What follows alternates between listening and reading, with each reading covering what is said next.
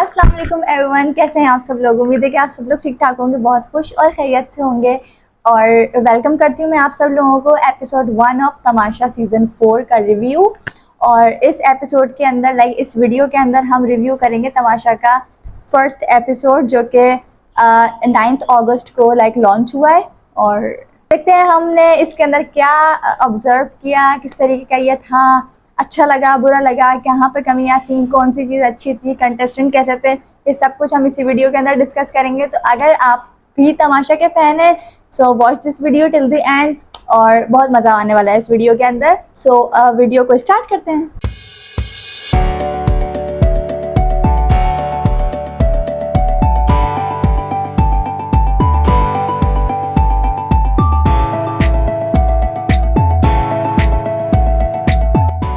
सबसे पहले बात करेंगे तमाशा सीज़न 4 के घर की, कि वो किस तरह का घर है।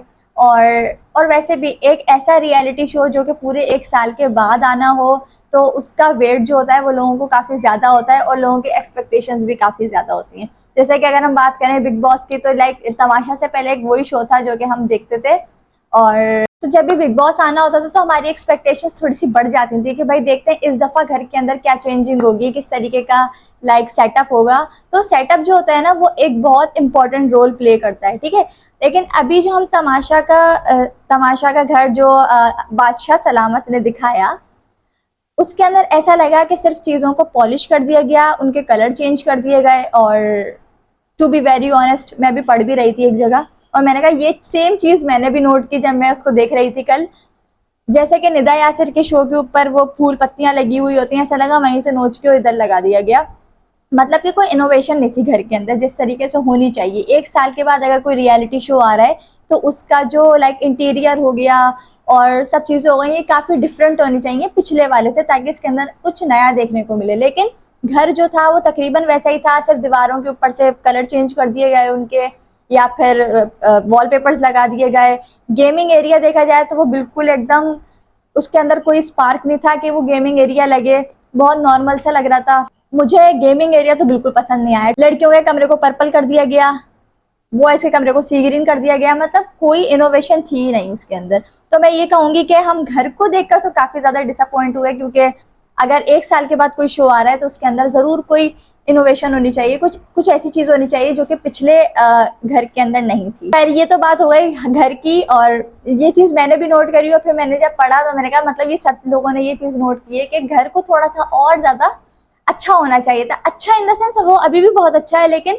पिछले जैसा ही है, बस उसके कलर वलर चेंज कर दिए गए, बस उससे ज़्यादा इसके ऊपर कोई मेहनत मुझे ऐसे सच नज़र नहीं आ रही। चलें जी, अब हम बात कर लेते हैं कंटेस्टेंट्स की, कि कंटेस्टेंट्स कौन कौन है इस दफ़ा। और 9 गर्ल्स हैं, 9 बॉयज़ हैं। और सबसे पहले जो आई वो थी नीलम, सारा नीलम, और वो है मॉडल और एक्टर। बेसिकली मैंने यहाँ लिखा हुआ है सब कुछ, इसलिए मैं नीचे देख रही हूँ ऐसे। तो सबसे पहले आई सारा नीलम जो कि हैं एक मॉडल और एक एक्टर, और उसके बाद आई उन्हीं के साथ आई गनिया सिद्दीकी। ब्रो ब्रो ब्रो, उनके मतलब हर चीज़ के अंदर ब्रो था, वो कहीं भी जा रही थी ब्रो ब्रो मतलब उनका कोई और वर्ड था ही नहीं, इतना ज़्यादा नहीं हो रहे होते। लेकिन खैर, हो सकता है कि इंसान की एक्साइटमेंट वो इसी तरीके से शो करता हो, लेकिन वो काफ़ी ज़्यादा क्रिंज लग रहा था ब्रो ब्रो जो था, ब्रो ब्रो। खैर, अब हम बात करते हैं सारा उमर, और उसके बाद हमारे पास कौन आए हैं, रवीका के अब्बू आए। सॉरी, हम यहाँ कर रहे हैं रिव्यू, एकदम सीरियस ले रहे हैं। दूसरे थे हमारे पास काशिफ खान, कॉमेडियन, ओके। सारा उमर आई जो कि एक ही मुझे लगी, जो कि जिनको हम जानते हैं, जो समझ रहे हो ना वो। खैर, ये दोनों आए। सारा उमर के कपड़ों के साथ क्या मसला है, मतलब उनका कौन है डिज़ाइनर, इतने आउटडेटेड कपड़े उनको कौन डिज़ाइन करके दे रहा है। लेकिन खैर, वो उनका बात करने का अंदाज, and she is very beautiful. बस वो थोड़ा सा अपना फैशन सेंस थोड़ा सा अच्छा कर लें तो वो और प्यारी लगेंगी। ये दोनों आए। उसके बाद हमारे पास आए मैडी जो कि फिटनेस ट्रेनर हैं, और आई हमारे पास Maham Mirza. I don't know who is she, मैंने इनको कभी नहीं देखा, ना ड्रामों में ना किसी चीज़ के अंदर, हो सकता है कोई इन्फ्लुएंसर वगैरह हो। ये दोनों आए। मैडी मुझे एक बहुत अच्छा कैरेक्टर लगा है, मतलब थोड़ा सा मुझे लग रहा है कि वो एंटरटेनिंग साइड और चिल टाइप के जो लोग होते हैं वो। उसके बाद हमारे पास आए उवैस रियाज, इन्फ्लुएंसर हैं और एंटरप्रेन्योर हैं। उसके बाद हमारे पास आए मुस्लिम अब्बास। ये काफ़ी ज़बरदस्त मतलब एक कैरेक्टर होने वाला है जो कि शायद ऑडियंस को काफ़ी ज़्यादा पसंद आए, क्योंकि ये अच्छा खासा एंटरटेन कर दिया इन्होंने आते ही, तो ये मुझे एक अच्छा कैरेक्टर लगा, पॉजिटिव कैरेक्टर लगा। उसके बाद हम आते हैं अहमद हुसैन के ऊपर, जो कि थिएटर आर्टिस्ट हैं और एक्टर हैं।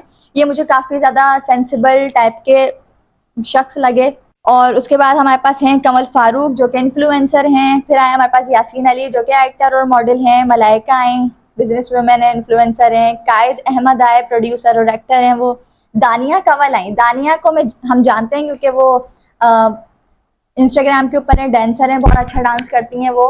तो वो जो आई और उनका जो एक ऑरा था, तो लग रहा था कि हाँ, जब हम किसी रियलिटी शो के अंदर जा रहे हैं तो एक एक चीज होनी चाहिए कि आप जब सबसे पहले किसी से मिलो तो अपना एक ऐसा इंप्रेशन कायम करो कि भाई सामने वाले को लगे कि हाँ, कोई आया है।